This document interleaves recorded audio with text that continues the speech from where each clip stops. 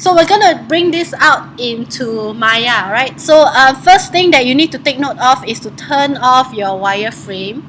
You don't want your wireframe to be showing in your textures. A lot of times people forget that. Okay, so this is the first step. And then we want to file, save as, and we want to pop into source images. Remember, images come from Maya, source images comes from you.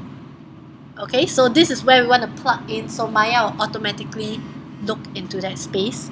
So I want to choose bitmap BMP.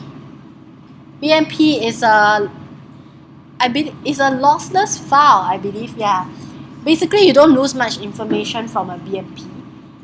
Okay, and we want to change this texture to color. Alright, once you're done, save and can press OK.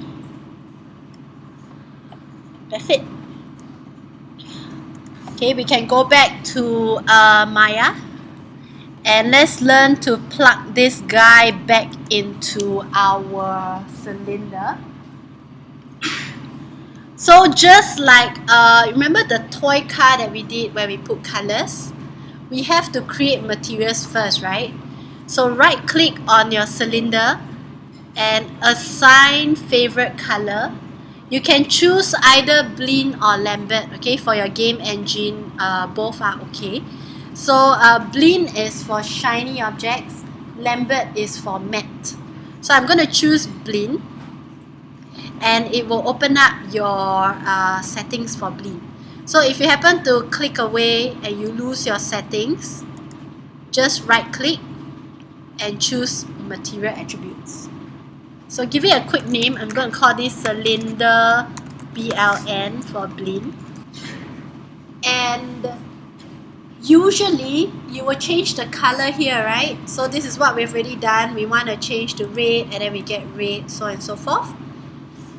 So if you look at the right hand side, you can see the checker map. This is where we can plug in additional connections to color to change how color behaves. So if I click on the checker map here, okay, it will open up this window where you can connect anything. You can connect a movie. Never tried that before, but you can connect a movie apparently. Okay, you can connect anything, but you can connect PSD file. But based on what I've used for, I think the previous versions, right? I haven't tried for 2017.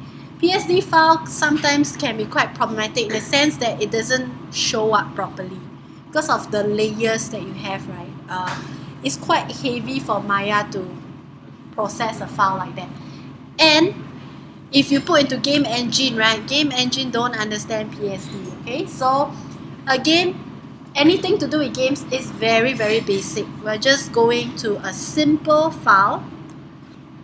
Give this a name, so cylinder color, so we know what file is that. Again, if you click away and you lose your settings, right?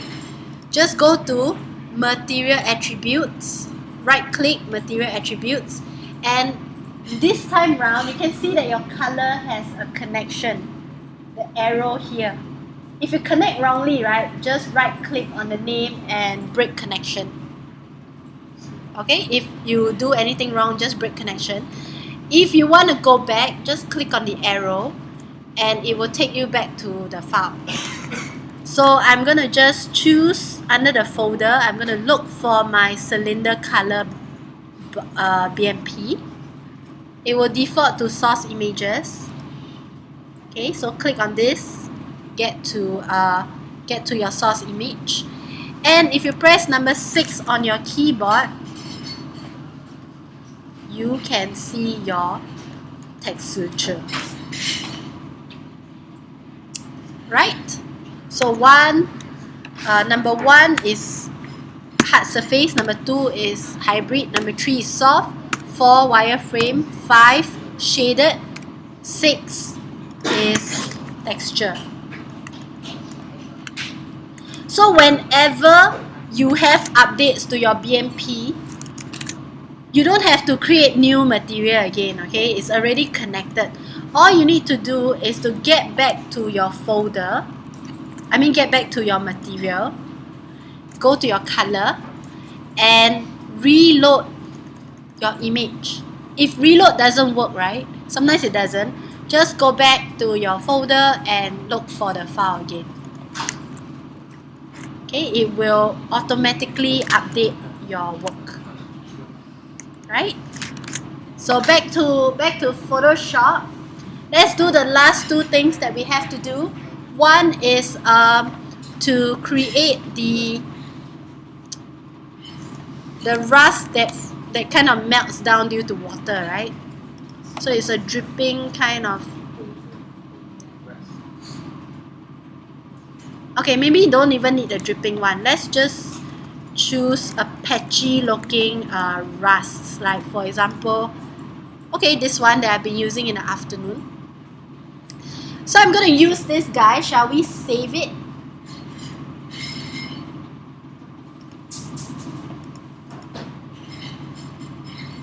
You can choose a rust that is patchy as well. And at the same time, right, shall we look for a black and white logo? Decal. So I'm going to choose this fox. So you're looking for a decal that is black on a white background, okay? So I'm going to save this as well. So far in Photoshop, we have learned about masking. We have learned how to use our paintbrush to change the mask as well, right? So black and white paints can actually repaint the silhouette of your mask. Okay, we've also looked into adjustment layers, right, to change the contrast. Okay, we use levels to change the contrast or to change the black and white. If you don't understand levels, don't worry too much about it. Okay, you can always Google. Just know about masking and know about blending. We also learn about blending, right, the overlay. So we're going to learn two more blend modes, okay, and then that's it for Photoshop. Okay, so our goal is to get rid of the white background. We want to keep the black decal, okay? So for blending modes, okay, make sure you have your decal selected, your layer. Remember back in your blending modes on top here, we have overlay, right? So overlay means that it takes the white area and lightens the background. It takes the black area and darkens it. Basically, it takes the black and white and adds value to your colors. Okay, let's look at something called multiply. So if you click on multiply, what it does is it instantly removes anything that's white and leaves the black behind.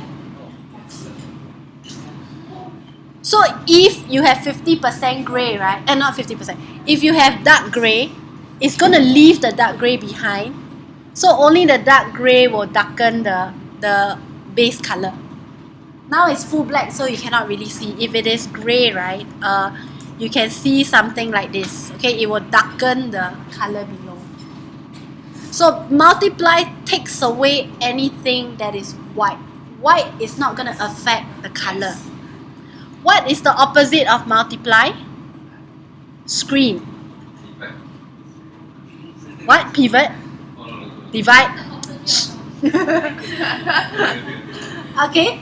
Opposite of multiply is screen. So you take away the black and you retain the white. Overlay takes away nothing. Okay?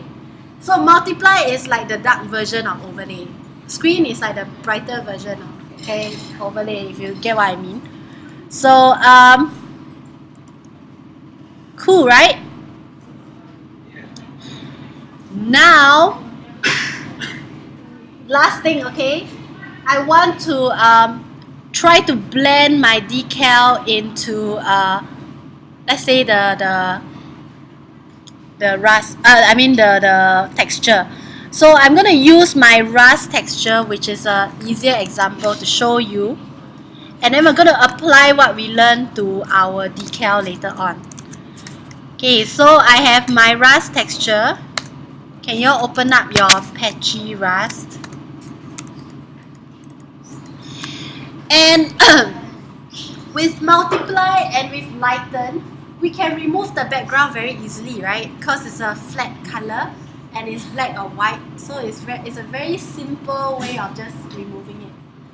How are you going to remove the green background for my rust? What are your plans?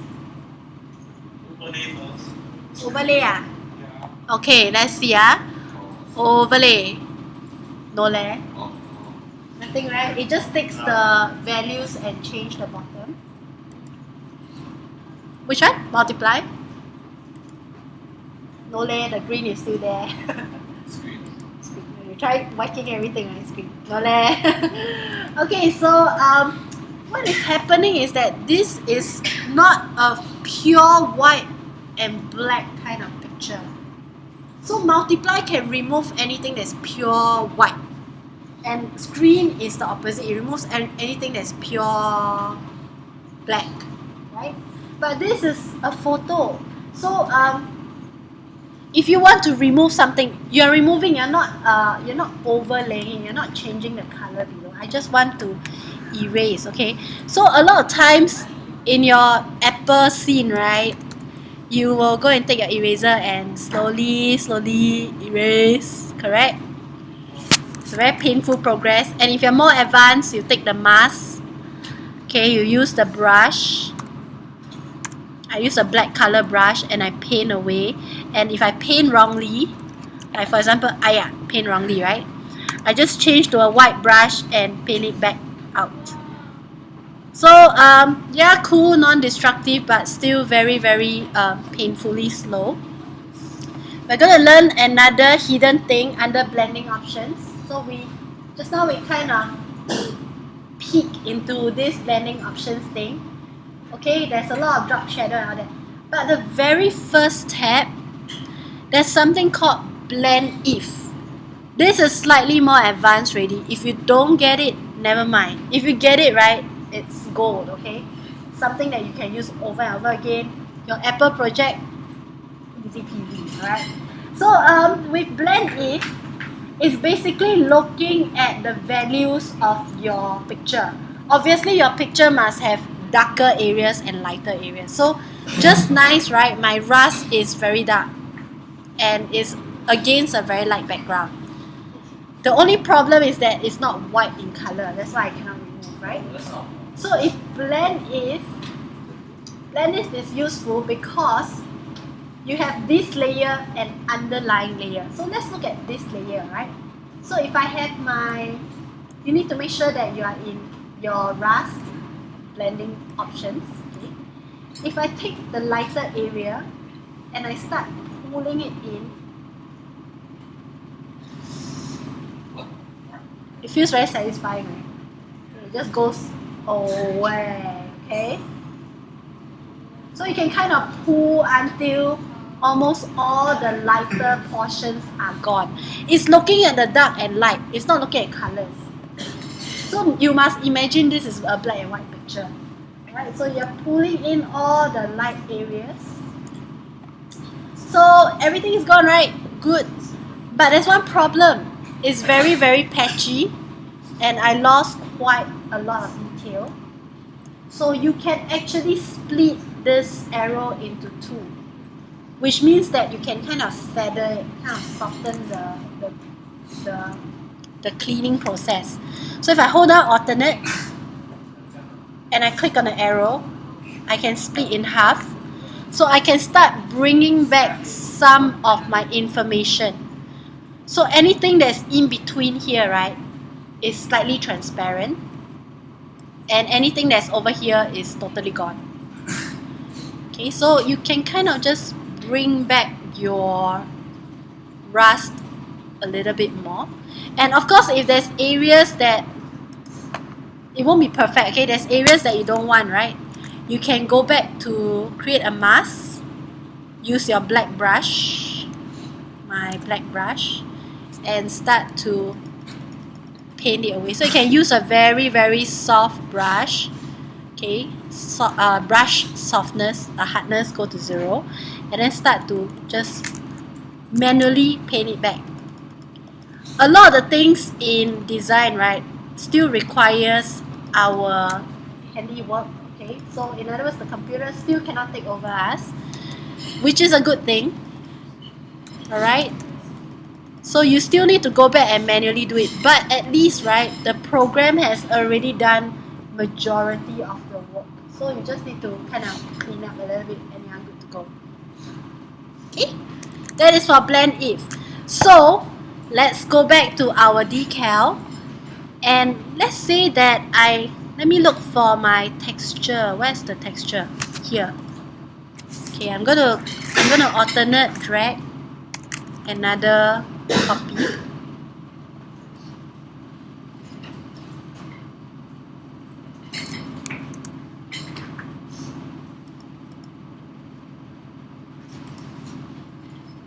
Okay, let's say that I have my texture above my decal, right?